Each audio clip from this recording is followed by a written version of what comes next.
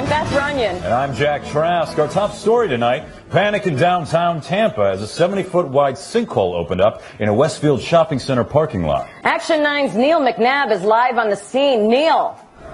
Thank you, Beth. Fortunately, no one was seriously hurt, including these two shoppers. Can you tell us what happened? Yeah, sorry, I'm still shaking. I was walking towards my car, and all of a sudden it sort of just felt like the ground was melting. Yeah, cars fell in. It was crazy. I'm just very happy my wife and I are okay.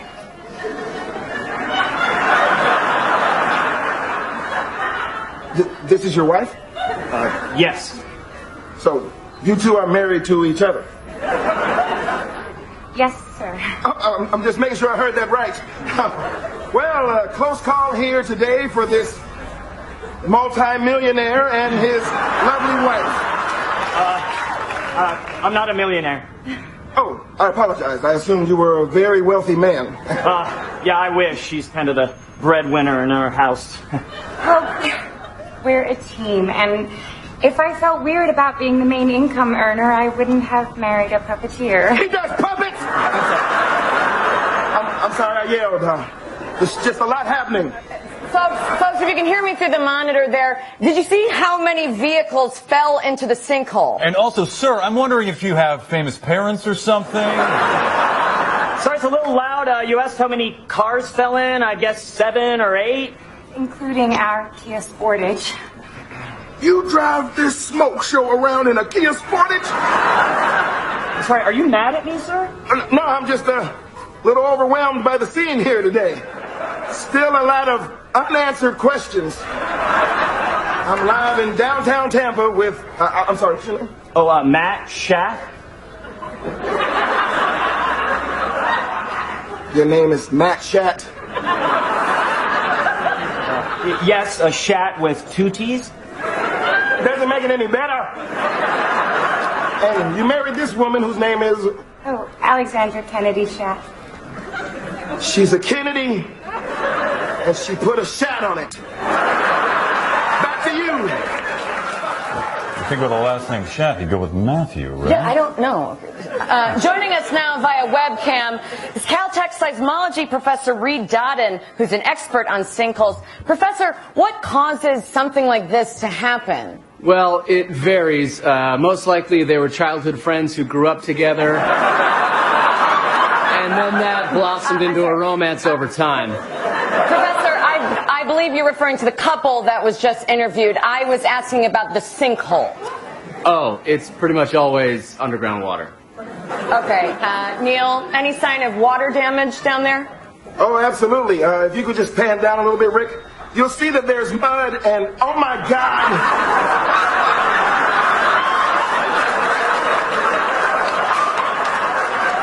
Matt Shat is wearing Crocs and socks.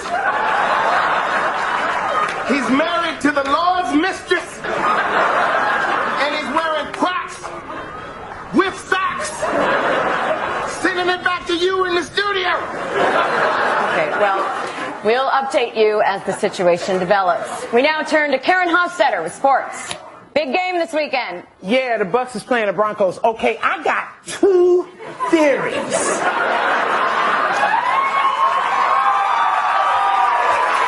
One, this dude Matt is packing a tree trunk in his pants. Or 2, he kidnapped her and she got Stockholm Syndrome. I'm sorry, we can still hear you. And for the record, I'm with my husband because he is one of the strongest men I've ever met. Most men would be mad at the world if they were born with just testicles and no penis. Not my Matt Shat.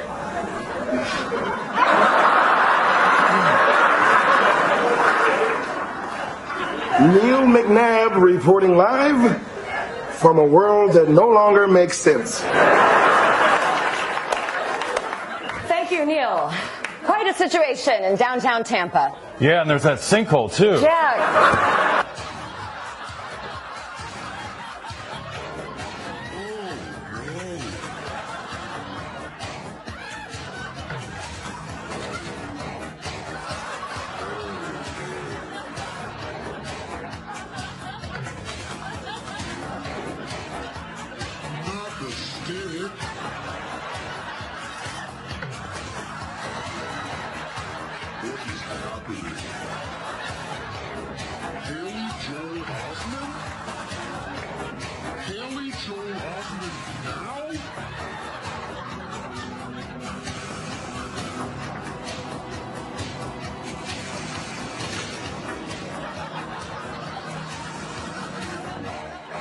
Straight up murder?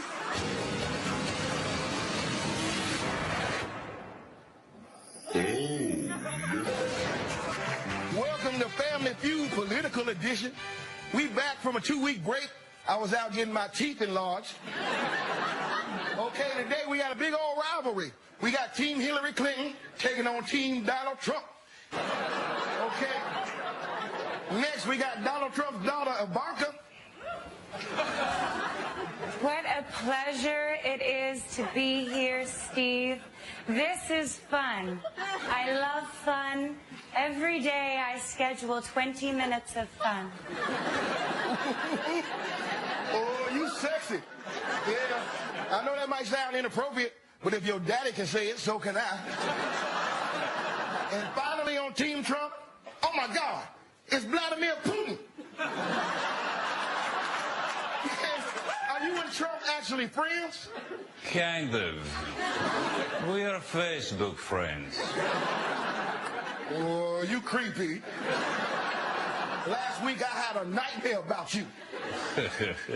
I know. Okay, now you sure you okay with Hillary being president instead of you? I mean, I can't wait. Believe you me, I freaking love the White House. I mean, you know, I can hang out there, you know, no presidential stuff to do. Red phone rings and I say, hey, you take that one, honey. I'll be downstairs watching the Police Academy. Well, you out here supporting Hillary? Absolutely. Look, Senator Clinton is the prune juice of this election.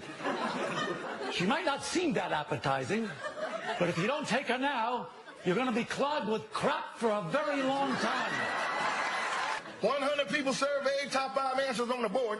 Name a reason people give for being late. Kellyanne. Okay, well, Steve, I do not have an answer, even though I did buzz in. So I'll do what I usually do, which is talk and talk until people forget the question, and then I'm going to make an insane claim about Hillary. Hillary Clinton is North Korean. Okay, then. Show me a bunch of lies. No, it's not up there. Bernie Sanders, the reason people give for being late. You need a reason why I'm late? Look at me. Everywhere I go, it looks like I just finished chasing a bus. Okay, Ivanka Trump, what's the reason people give for being late? What an interesting and wonderful question, Steve. May I ask my brothers for help? They not here.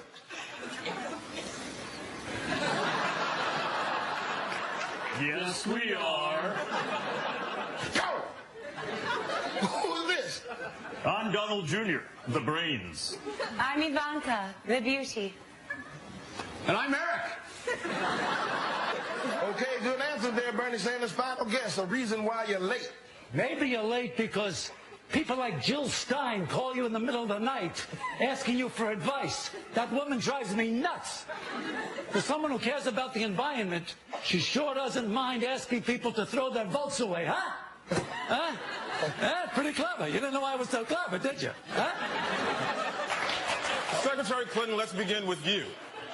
Why are you a better choice than your opponent to create jobs and put money into the pockets of American workers? Well, Lester, my opponent's tax plan benefits the top 1% so much. It's not just trickle-down economics. It's, I don't know, I guess if I had to call it something off the top of the old dome with no prep whatsoever, I don't know, I guess I'd call it trumped-up trickle-down economics. That's very catchy, Secretary. You just came up with that just now. I did, right off the stiff red cuff. Hey, Jazzman, I've got a very presidential answer for this.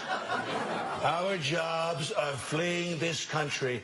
They're going to Mexico. They're going to China. I will stop that. If Hillary knew how, she would have done it already, period. End of story. I won the debate. I stayed calm, just like I promised, and it is over. Good night, Hofstra. Donald, there's still 88 minutes left. It's a 90-minute debate. My microphone is broken. She broke it with Obama. She and Obama stole my microphone. They took it to Kenya. They took my microphone to Kenya and they broke it, and now it's broken. Can you hear that? It's picking up somebody sniffing here. I think it's her sniffs. She's been sniffing all night. Testing. Gina. This man is clearly unfit to be commander-in-chief. Wrong. He is a bully. Shut up. He started the birther movement. You did. He says climate change is a hoax invented by China. It's pronounced Gina. He hasn't released his tax returns, which means he's either not that rich, Wrong. not that charitable, Wrong. or he's never paid taxes in his life. Warmer. Trump, you've criticized Secretary Clinton for voting for the Iraq War, but you yourself supported the war. Wrong. You're being very mean to me tonight, Coltrane. Very mean to me. I was against the war. Ask anyone in the world named Sean Hannity. I told Sean Hannity, call Sean Hannity. You told Sean Hannity on his show, and there's proof. No, I told him in private. It was just me and Sean. Late at night, I leaned over and I whispered in his ear, Sean, I'm against the war in Iraq. And then he whispered in my ear, I'm against the war too. And the next thing I knew, I was kissing Sean Hannity. Moving right past that, Mr. Trump, same question. Why is your judgment better than Secretary Clinton? Because it is. I have the best judgment and the best temperament. She's the one with the bad temperament. She's always screaming. She's constantly lying. Her hair is crazy. Her face is completely orange, except around the eyes where it's white. And when she stops talking, her mouth looks like a tiny little butthole. Secretary Clinton, you have 2 minutes to respond. Oh, that's okay. He can have my two. Okay, Mr. Trump, 2 more minutes. The thing about the blacks is that they're killing each other. All the blacks live on one street in Chicago, all on one street. I just read that this morning. It's called Hell Street. And they're on Hell Street, and they're all just killing each other, just like I am killing this debate. Secretary Clinton, did you have a response?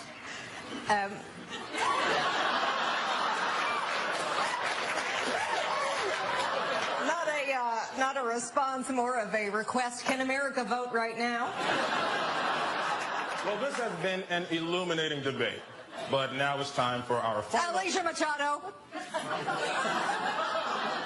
I'm sorry, what was that? Who is Alicia Machado? Thank you for bringing that up, Lester. She is a strong, beautiful political prop that I almost forgot to mention tonight, even though we already made a web video about her. Alicia Machado was Miss Universe in 1996. Where'd you find this? And Donald Trump called her Miss Piggy. How do you know this? And Miss Housekeeping. That's pretty funny. Mr. Trump, your response. Lester, why are we talking about this woman? We should be talking about the important issues like Rosie O'Donnell and how she's a fat loser. And everyone agrees with me, and I just wanted to bring that up in a presidential debate right at the end, my own volition, good idea, I did it. Secretary Clinton, why are you crying? I'm sorry, Lester. This is going so well. Okay, and now it's time to move on to the closing statements. Secretary Clinton, you're first. Listen, America, I get it. You hate me. You hate my voice, and you hate my face. Well, here's a tip. If you never want to see my face again, elect me president, and I swear to God I will lock myself in the Oval Office and not come out for 4 years. But if you don't elect me, I will continue to run for president until the day I die. And